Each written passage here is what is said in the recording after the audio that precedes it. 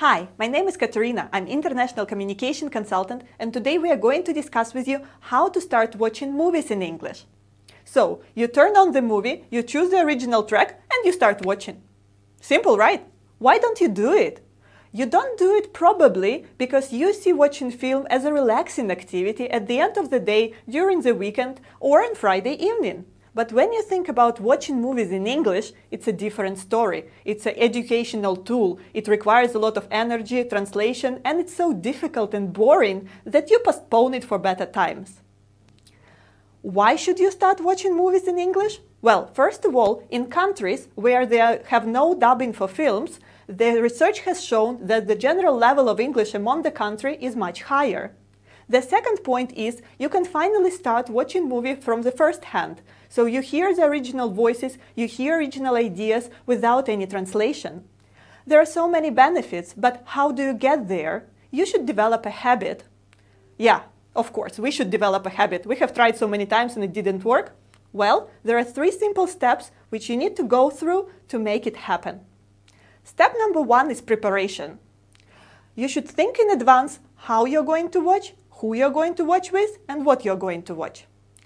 So, how are you going to watch? What device are you going to use? Do you need to download it in advance? Is it going to be online streaming? Is it on tablet? Can you turn on the subtitles? How can you check the new word? Who are you going to watch with? If you are planning to do it with your friends, your husband or wife, are they ready for a challenge? Are they ready to support you? If yes, that's great, because together it's always better to do it. And, of course, you need to choose in advance. So step number 2, the right choice. When people start watching movies in English, what they do? They go with some masterpiece, or they go with top recommended list like Dr. House, Big Bang Theory, Friends. The trouble with this list is that it might be too complicated for you, or not interesting. So 3 things you need to remember about when you are choosing the film. First, what's your personal interest? Second, is it the right for your level? Third, how much time are you ready to spend on it? So first of all, go with a genre that is close to your heart. Is it detective story? Is it biography? Is it historical film? Second, you should choose the series which are right for your level. You should go with a TV show that would correspond to what you can process. I will recommend a list of sitcoms which you can start with if you haven't watched anything in English before. The third thing is about how much time you're ready to invest.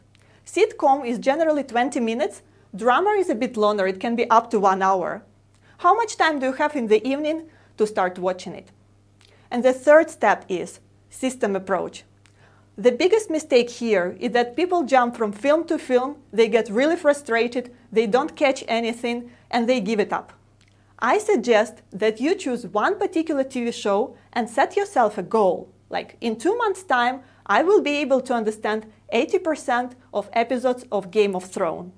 And you start working on it. You start with episode 1, and this is the most difficult part ever, because it's going to be so boring. You need to go through the words, and you need to put an effort, but it's definitely worth it, because even in second episode, it will already get easier. You will meet some familiar words, you will see some actors, you understand how they speak, and so on and so forth. So, the second episode a bit easier, the third one is going to be on your street, and so off you go. By the end of the season, you are just watching it without any trouble. Let me repeat it one more time. Prepare in advance, choose the film, and go with system approach. Don't try to jump from film to film. If you don't like watching TV shows and you still want to go with the movie, then choose a movie of particular director, or choose films which you already watched before, or go with the same genre of film. For example, for a while you are just watching rom-coms. It's important that you keep it as a system, because the words will repeat, intonation will repeat, and it will be much easier for you, first of all, to evaluate your progress, second, to achieve result. Let's speak about some more details. People usually ask me, shall I watch with subtitles or without subtitles? I say that you should combine. When you are watching with subtitles, you concentrate on vocabulary, on new words, on phrases. When you're watching without subtitles, you concentrate more on listening skills, on accent and intonation.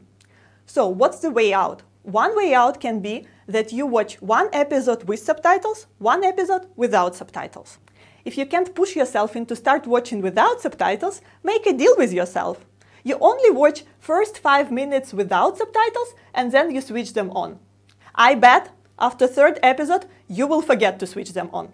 And you will have a totally new experience. So, to sum up, yes, it's going to be hard work. You do need to invest some time into it, but it's totally worth it. The experience you get is so cool, because for the rest of your life you can watch everything without any dubbing.